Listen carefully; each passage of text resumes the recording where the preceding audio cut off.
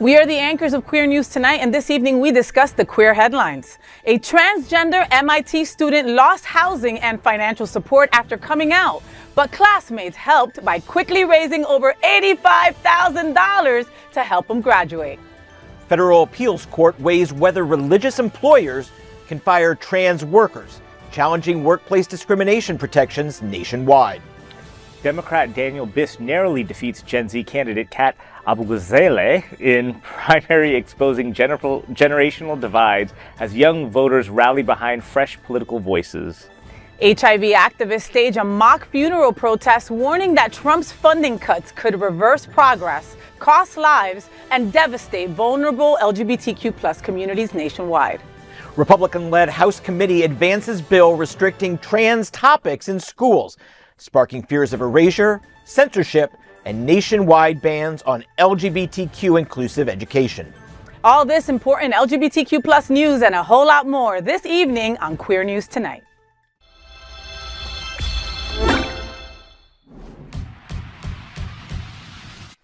Welcome to Queer News Tonight. This is the world's first and only LGBTQ+ daily news television show, broadcasting live and available on demand on your favorite streaming channels. Analytics company vidIQ has certified the Queer News Tonight YouTube channel as the world's most popular LGBTQ streaming news show. Our queer stories have reached more than 12 million views. We are proud that Queer News Tonight has more YouTube subscribers than any other LGBTQ brand in Florida.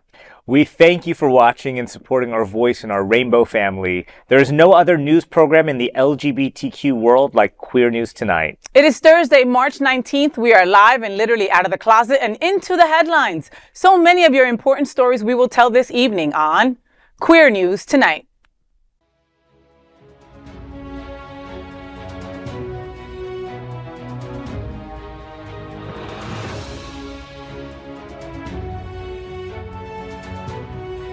You're watching Queer News Tonight, the world's first daily LGBTQ evening news show.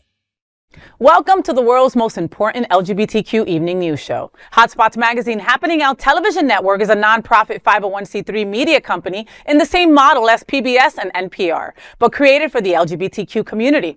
Our nonprofit mission is to support the 11 pillars of our community. We want to inform and educate the key issues of lesbian, trans, Latino, Black, healthcare, seniors, students, faith, social justice, business, and queer culture. Help us support our diverse community.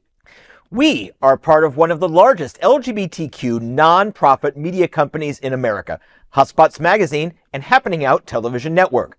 Hotspots Happening Out is a proud beneficiary of the 2026 Florida AIDS Walk, standing strong by our healthcare pillar. If you're in Fort Lauderdale on Saturday, it's just 2 days from now, we invite you to join us at the Florida AIDS Walk. You can register with our team at faw.lgbt. In 2026, our magazine is celebrating 41 years of the LGBTQ experience, and Queer News Tonight is celebrating our 5th anniversary with more than 14,000 LGBTQ television stories. We present South Florida's major LGBTQ events, including Pride Fort Lauderdale, Stonewall Pride, and Pride Fete. Our magazine, events, television news, talk, and entertainment shows support our mission to educate the LGBTQ and broader community. In 2026, more than 100 community leaders will sit at this very table and share their voices as our anchors. Together, we host this show to support the LGBTQ+ community. Let's meet this evening's anchors at Queer News Tonight. Let's welcome anchor John Hayden. A journalist for 31 years, he now focuses on hyper-local reporting, covering LGBTQ+ issues, Wilton Manors, Lauderdale by the Sea, Fort Lauderdale, and Oakland Park. You can see all his reports at Greater Wilton Manors on YouTube and Facebook, as well as in the New Pelican, Outclick, out South Florida, and once again here where he belongs at the Queer News Tonight table. Welcome back to the show, John. How you doing, boo? Oh my gosh. Okay, I'm doing great. I'm girding my loins for this upcoming weekend. We've got Latino Salutes Gala at the Broward Center. Saturday night. That is sold out. We've got ABBA at the Parker with the Gay Men's Chorus Mamma Mia. Friday, and we've got the Gay Men's Chorus doing ABBA again here at Sunshine Cathedral on Sunday. There is a Flockfest pool party going on. Yes, hi Flockfest. Saturday, because that is the after party to the big event of the weekend, the Florida AIDS Walk. Whoop, My whoop. alarm's already set. Whoop, whoop, whoop, whoop. All right, Fort Lauderdale Beach, early Saturday morning. Not that early, depends on who you ask, right? It's 9 o'clock in the morning, right? I mean, but it's going to be a blast. It always is, right? I've got my FayWhat team. So if you want to walk with me, FAW.LGBT, join our team. You get a t-shirt and you get to walk with me. But more importantly, Queen Latifah is performing, and it was her birthday yesterday. Oh, she's performing. Isn't that cool? At Flockfest? Yeah, no, at the Florida AIDS Walk. Oh, okay. Amazing. She is performing at the Florida AIDS Walk. But speaking of Flockfest, with your wristband of the Florida AIDS Walk, you get in free to the Flockfest pool party. Amazing. Yeah. And happy birthday, girl. A day late. I'm sorry. You know, she sang happy birthday to me once. What? And it was Is this fake AI? This is I don't know. absolutely. I no, feel this- like it's maybe absolutely it's true. dementia. But Yeah. How do you say? UNITY. Happy birthday, John. Yeah. How was it? Was it like that? It was really cool. She was doing press for a movie called The Secret Life of Biss. Okay. And she was paired with Jennifer Hudson, and somehow it was like right after my birthday, and somehow it came up or got into conversation, and they sang me happy birthday, and it was like, Jennifer Hudson too? yeah. What? You're lying. Yeah. I don't We need a video Is there on video? Yes. Somewhere. Yes, I should look for it. All right, you need to Okay. look for it. All right. Thank you so much, John, for being back at the table at Queer News Tonight. Let's welcome back to the table anchor TriniDaddy. He's a violinist and a pianist with the Miami City Ballet and is the program director for the Seminole Theater Players in Homestead. If you have not seen a play or a musical out there at the Seminole Theater, you're missing out. Fire. Okay? It's fire. All right. TriniDaddy, what's going on with you, Papi? I'm so happy to see you. I feel like I just saw you. And there's never enough. And there's never enough. What's new? Well, I'm going to be performing with the Miami City Ballet in not this weekend, but the following weekend, which is March 26th through April 5th. It's the next Thursday through Sunday. And we're doing something a little bit different. We are doing 2 ballets at the same time, alternating each day. So on Thursday, the 26th, we'll be doing Carmen. Carmen the ballet. You all know Carmen the Yes, opera. yes. So newly commissioned work. They premiered it last year, but without live musicians. And so now we have a live orchestra performing with it. And the costumes are out of this world. It's not what you would think. Like, it's more of a artistic version of it. Like Like an avant-garde version yes, of... like there's some character in there that's like gold that looks like an insect with horns and stuff running around there with these pillars that are on stage. I love it. It's something spectacular with the Carmen music, and you can tell the story, but it's told in kind of a different way. And then the next day we're doing Jules, which is a Balanchine ballet, and that's kind of typical ballet music and doing all the jumps and tricks and everything. And then the next day it's back to Carmen, and then Jules and Carmen, and we've never done 2 ballets at the same time before. So you can come next weekend, the 25th through whatever I just said, through March 26th through April 5th at the Adrian R Center. And you can go to MiamiCityBallet.org and get more details about it. It's going to be super cool.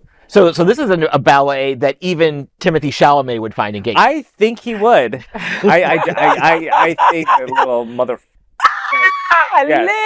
Just leave Timothy alone. He didn't know what he was saying. We'll leave it at that, right? Sure. Sure. Well, It's fun to just toss the grenade and then just walk away. and then just walk away and let it go boom.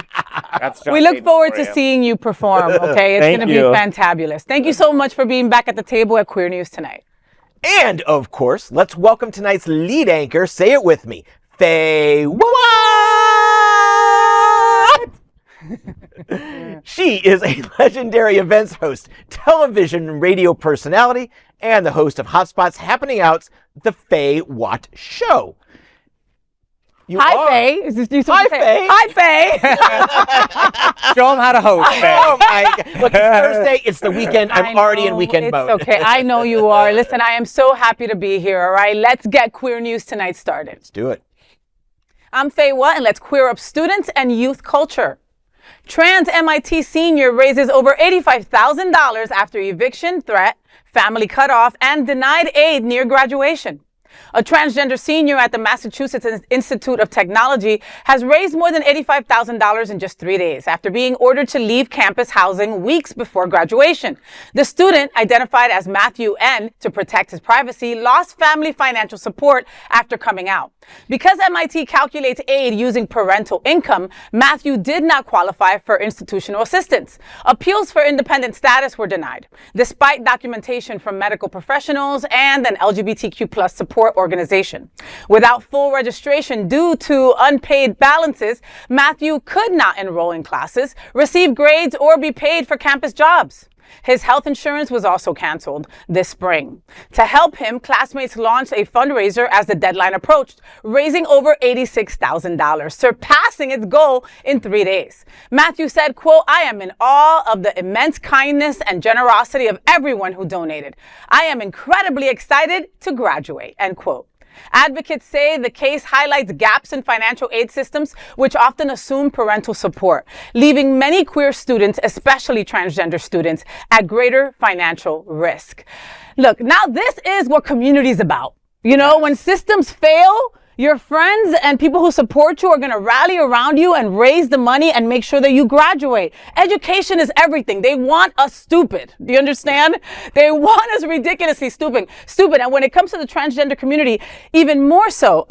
You know, I am a queer girl that like has always had a standing, not great relationship with my mom. She would not give me her tax returns for me to go to college. Okay, I had to do so much and jump through so many hurdles and wait till I was 20 to be able to go to college on my own. You know, and so I just, this makes my heart bleed just thinking of what they had to go through. But then it makes me smile all at the same time because the community was not going to let them not graduate. They were going to support them, and 85 grand in 3 days is nothing to mess with. I mean, that is substantial. Absolutely. You know, as I was reading through the story, like, I don't think.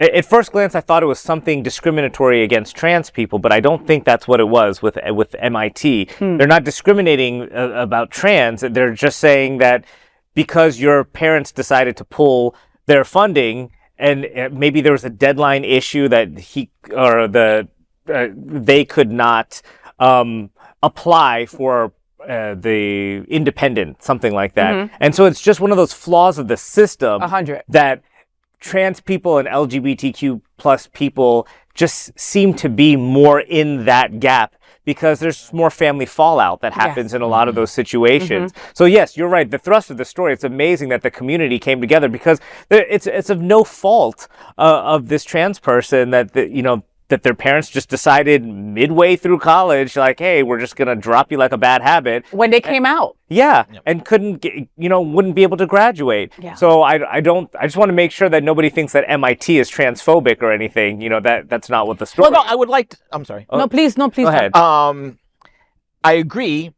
They probably just fell through the way the system works. At the same time, the way it sounds like they're a couple months from graduating. So assuming they're like in their 8th semester at MIT. Fuck you, MIT. You're kicking out of the dorms. You're kicking out of classes. This person is not a freshman that just showed up. This is, if they've been there for 7 semesters, you can probably work something out so that they can finish their degree. They're obviously a serious student, and MIT has some of the brightest minds in the world. You can figure something out. But that happens to anybody, though, John. It would happen to anybody, even if they weren't trans. No, if you're not paying, I'm they're just saying, taking you out. If you've made it through 7 semesters at MIT, you can work. They should be able to work with anybody, but especially in this situation. Second, fuck their family. Seriously, you just walk out. You just shut out your child. An extensively well-educated, smart person who's going to raise up your bigoted ass family.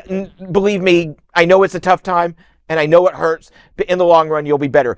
3, you are one of the smartest people in the world because you've made it through 7 semesters at MIT. And you're smart enough to choose your own chosen family. Don't take for granted. Enjoy yourself. It's not just the money. Wrap yourself in the love that this money represents. Because I have a feeling there are people who have never met you that have contributed to this fund. So be proud of yourself, not only for being on the doorstep of graduating MIT, but for the way you're starting life. You're going to make it. Yeah, you are going to make it. And we're sending you so much love, Matthew, from South Florida. After you graduate, you should come to the beach. Just saying. I'm John Hayden, and let's queer up faith. Appeals court weighs if religious employers can fire trans workers under federal law. A federal appeals court is weighing a pivotal question for the LGBTQ plus community and workplace rights. Can religious employers legally fire workers for being trans? Eleanor Zinsky, a former employee of Liberty University, says she was fired in 2023 after disclosing she is a trans woman undergoing medical transition. Her lawsuit argues the termination violates Title VII's ban on sex discrimination. The case, Zinsky versus Liberty University, now sits before the Fourth Circuit Court of Appeals in Richmond, Virginia. Judges are examining whether religious doctrine can override federal protections, especially for employees in non-religious roles, like Zinsky's IT position. The dispute builds on the Supreme Court's 2020 ruling in Bostick versus Clayton County, which found firing someone for being trans or gay is sex discrimination. However, the court has left unresolved the ruling and how it affects religious employers. Liberty University argues the firing was a religious-based employment decision protected under the First Amendment and Title VII exemptions. Judges, however, repeatedly questioned how far that authority could extend and if it could impact other protected classes. Zinsky has left the United States for their safety and says the case is deeply personal. A decision is expected within the coming months with potential nationwide implications for queer workers. This should really be, I don't think anybody should be able to be fired for their job, whatever they do. But it's especially like, are you going to do an LGBTQ quiz for the janitor? Are you going to do an LGBTQ quiz for people working in food services, IT, HR? There are so many aspects of any, like even churches, any church. Yeah. There are a lot of non-religious parts of keeping that entity running. And so the fact that Liberty University, which founded by Jerry Falwell, now run by, I believe his family is still involved somehow, although one got kicked out because he was naughty in Miami. I remember. Go watch the doc again. It Yeah. is 100% worth it. Yeah. That's all I've got to say. He was naughty in Miami. Ay, but John, so basically your boss can fire you for any reason and say it's a faith thing? Yes. And blame it on faith? Yes. Okay, so I was in this situation. Please. I was actually fired from a church in a non-religious position. This is back in 2013. Probably the most offensive thing that ever happened to me in my life, to be called into an office and to be asked, I hate to bring this up to you, but are you gay? Wow. You know, and I actually at the time I wasn't out to my family. And so I just knew that at that moment, like, not only did I have to, I was never going to deny it, but then at that moment I was like, because of how the telephone game spreads, I'm going to have to come out to everybody, you know, real quick. Yes. With that. I support the decision of religious entities, particularly churches, all right, churches, to be able to fire and hire based on their religious doctrine, because by nature, that is that organization. You can't cry discrimination if you're Muslim and you're not being elected as the pastor, all right? Like if you're at a Christian church, it has to be, you know, part of your denomination and all of that kind of stuff. You know, in my situation, I actually had a conversation with the pastor saying, where do you stand on abortion? Where do you stand on gay rights? All this stuff. He just flat out lied to me about all of it because he knew I was. What? He said, you know what? In our denomination, we want people to talk directly to God and find those answers. When it really was in their denomination, I guess, and enough people were talking, because I guess I wasn't really in this position of being. They knew I didn't have to be Christian. But the fact that I was Christian and gay, not Christian and gay, that was the issue. And so enough people started talking and I became more of a face and people liked me more that, you know, I wasn't just a plumber anymore. I wasn't a plumber, but you know, I was working as a musician. But the more and more that I got involved in it, they made that decision. So I was angry that they didn't disclose this and this wasn't part of it. I do think that in a university, if you want to be an accredited university, there should be some rules that you have to abide by that affects maybe Title VII. Okay, when it comes to businesses, I think the articles of incorporation or whatever should have those Title VII in it. If it's just a basic, you know, church or religious organization, they can do what they want. But if you're receiving public funds, you're receiving anything that has to do with any kind of money that is from the government or seeking accreditation from national boards, I think that you do have to have some sort of guideline in there and you have to agree to that when you sign up. So if they didn't tell the person that, hey, trans people are not allowed to be here, then and they got the job, then you can't fire them for that. Yeah. So that's where I am. They need to go get attorney Shannon Minter. She is like a high profile LGBTQ attorney and sue their ass, okay? You know, when we do these stories, I'm usually like, why do you want to work there? Like, you know, these people don't support you or love you or anything. So why do you want to go through your transition in front of these people that are just sending hate towards you? You know, but people should be allowed to work wherever the F they want to. I mean, when you're IT, you might not even be there. You're remote, you know, and they're messing with you. I'm TriniDaddy and let's queer up politics. Daniel Biss defeats Gen Z challenger in Illinois primary, but only by 4 points. Daniel Biss, the mayor of Evanston, has narrowly defeated Gen Z candidate Kat Abugazele in the Democratic primary for Illinois' 9th congressional district, highlighting generational tensions within the party. Biss, 48, a former state representative and senator, leaned on his long political record and policy-driven approach. He previously ran for governor, losing to J.B. Pritzker, and later became mayor of Evanston, where he backed progressive policies like reparations and public campaign financing. His campaign faced late scrutiny after he disclosed an ill-advised past relationship with a former student during his time teaching at the University of Chicago. Despite this, Biss secured support across North Shore suburbs and Democratic networks. However, this win was narrow. Kat Abugazele, a 26-year-old former journalist, has a national following for her reporting on right-wing extremism.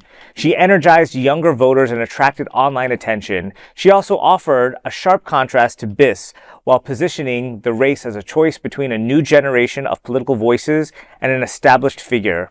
Biss now heads into November as the frontrunner in this reliably Democratic district.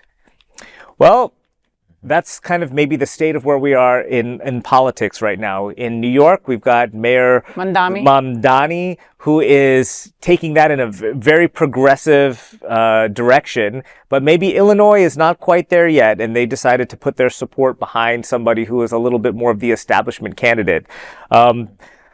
How much you factor in some of his illicit activities maybe would color how you think he is going to fare in the election, but it's a historically blue area, so he's probably going to win. And so how that maybe factors into the national conversation in the midterms is, you know, what direction are we going to go as Democrats? You know, are we going to go a little bit more towards the progressive, or are we kind of going to do the same establishment, same old, and maybe which one is going to win and be better against the grand old party that's out to get us all? But he still won. I mean, he won, but Gen Z was right there knocking. I mean, what was it, like 4 points between them or something crazy like that? It was 4 points, but it wasn't 52-48. Like, there were multiple candidates. And honestly, this story is kind of a nothing burger. It tells us nothing about the state of the Republican Party or the Democratic Party. Steve, can we call that graphic up from the Associated Press? So Biss only got 30% of the vote. This is 93% of the results I believe. So he only got 29%. Kat was at 26.1. Others were, behind another candidate. A third candidate also cleared 20%. So if this tells us anything, it's that the base isn't quite sure what we want, what the base wants. And, you know, maybe it gives a little bit more insight to like how the suburbs of Boston will go, the suburbs of Atlanta will go. It might tell us that. You look at the Republican side, he got 49, their winner got 49%, but it was low turnout, still only 7,300 votes. So this story tells us, or this particular race tells us essentially nothing. Agreed. Thank you for watching. Well, thank you for watching. I'm FayWhat, and let's queer up the USA view. HIV activists conduct mock funeral to protest funding cuts threatening life-saving care nationwide. In a powerful protest at the Renaissance Arlington Capitol View Hotel, HIV activists staged a mock funeral to spotlight fears over federal funding cuts under Donald Trump. Pallbearers carried black coffins as advocates read their own pre-death obituaries, warning that cuts to programs like PEPFAR and the Ryan White HIV/AIDS program could cost lives. Vincent Cristamino of the San Francisco AIDS Foundation said, quote, "The cuts to HIV funding are not just numbers. They represent lives at stake and potential to undo decades of progress," end quote. Organized by the Save HIV funding campaign during AIDS Watch, the demonstration featured voices across LGBTQ+ and marginalized communities. Reverend Elder Carmarian D. Anderson said, quote, "This is about dignity, and together we are here not to mourn, but to warn. When HIV funding is cut, lives are being lost," end quote. With chants of "cuts kill, funding saves," activists vowed to push policymakers to act before history repeats itself again. A mock funeral, you know, that's not dramatic. That's prophetic. That is what we need. Like, we've seen this before and we know how it ends. Programs like Ryan White save lives. Cutting them costs lives, period. And many of them. I mean, we've got like 17,000 people that are affected by the ADAP cuts, etc. Thank goodness that AHF was able to come in the nick of time and, you know, get that margin in between and help folks that were on meds. But I mean, this is our reality here, you know? This reminds me of 40 years ago, 35, 40 years ago, the ACT UP marches. ACT UP, for those of you who don't remember, was a very militant group when nobody would even say the word AIDS, when people were associating, they still do, but when they were really associating gay with AIDS and we were walking Grim Reapers, they stood up and they said, "No, you will not treat us like that." And they were loud. They were, we'll say, aggressive sometimes, but they made their point and they got on the evening news. And it was a lot harder to get on the evening news back then because there was only 3 evening newses to get on. And now you've got 24-hour, but we didn't have 24-hour. That was really carrying news the way it is today. So I can't say it enough. This is great. It's visual. It gets people talking beyond just this table or in queer corners. So keep going. Keep going. God bless you. You're fighting the good fight. Exactly what I was going to say, that the majority of straight Americans are not going to know anything about cuts to HIV. Yeah. All right. They just don't really care. And it's not really reported that much. I saw maybe one little story, a little segment, and I'm a news junkie for all the cable networks and stuff. And they didn't really mention the story that I remember, gosh, I can't remember his name now, but who was talking about the ADAP cuts. You know what? That wasn't on Florida news. And you would think, right? Yeah, you would think, because that's a major issue. Yes. You know, and half the people in our own community here don't know about what's going on either. And I will say that if I wasn't on this program and I wasn't actually always trying to get the information, it'd be hard to find it out, you know? So it's these kinds of stunts that they have to pull. I say get out on the street and do it right in the middle of frickin' 95 or do something like that, you know. Well, we'll try to get a little GoFundMe for your bail, whatever.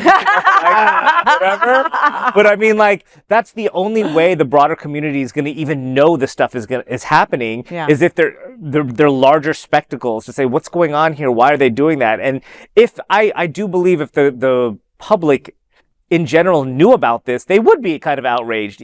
Even though they may not have HIV, maybe they don't even know too many people that have it, but they would say, this is just inhumane. Yeah. Like, how could the church community, how could they, you know, just look at that and say, we're just going to leave people to suffer, you know? So I applaud you all for doing something, because that's how it starts. Somebody's got to do something. So thank you so much for that. I'm John Hayden, and let's queer up trans rights. House GOP advances Don't Say Trans bill, raising alarm over LGBTQ classroom censorship nationwide. A Republican-led House committee approved a controversial bill that could dramatically reshape how trans topics are taught in U.S. schools. The Stop the Sexualization of Children Act would bar federally funded schools from using resources deemed sexually oriented. The bill explicitly includes gender dysphoria or transgenderism under that definition, effectively restricting any classroom discussion of trans identity. Critics say the measure equates identity with sexuality and could erase trans students from educational spaces. California Representative Mark Takano, chair of the Congressional Equality Caucus, strongly condemns the bill. Free expression advocates are also raising red flags. The American Liberty Association warns the bill could hand politicians broad authority over school materials, potentially triggering a nationwide ban on LGBTQ inclusive books and content. The Authors Guild has echoed similar concerns, calling the legislation part of a growing wave of censorship impacting educators, writers, and students. The bill now moves to the full House, where it is expected to pass. It's vile, but the House is where the firebrands get to have their say. And, you know, when they're in the majority, especially the Republicans at the moment, this is going to die in the Senate.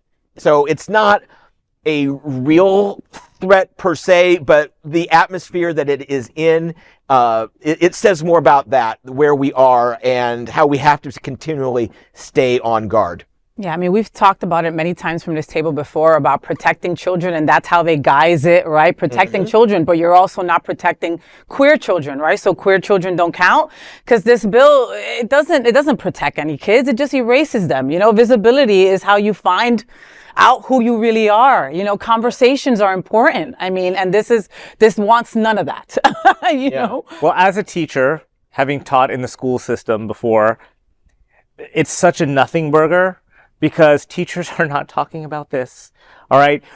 If you talk to any teacher, we are trying so hard to just get whatever subject material is going on. The kids that are coming into the classrooms are hungry. They have issues at home. We're social counselors, we're everything that we need to be to students. You know, we're not really talking to them about any of these issues in a broad sense. Now, if somebody came to a teacher and said, hey, I'm having these feelings, you know, and you refer them to the school counselor or something like that, but they're putting this out there to make it seem to Republican voters that we're just in the classroom saying, hey, you should try being trans. You know, that is not happening. Yeah. It was never happening. The drag queens are not coming into the school trying to get their dollars and death dropping and all that stuff. It's not happening. And if you don't believe me and you're somehow a Republican watching this, you know, ask a teacher friend, ask any teacher friend of yours, and you'll see that this is not the case. Another thing is that gender dysphoria is in the DSM. Okay, these are actual medical,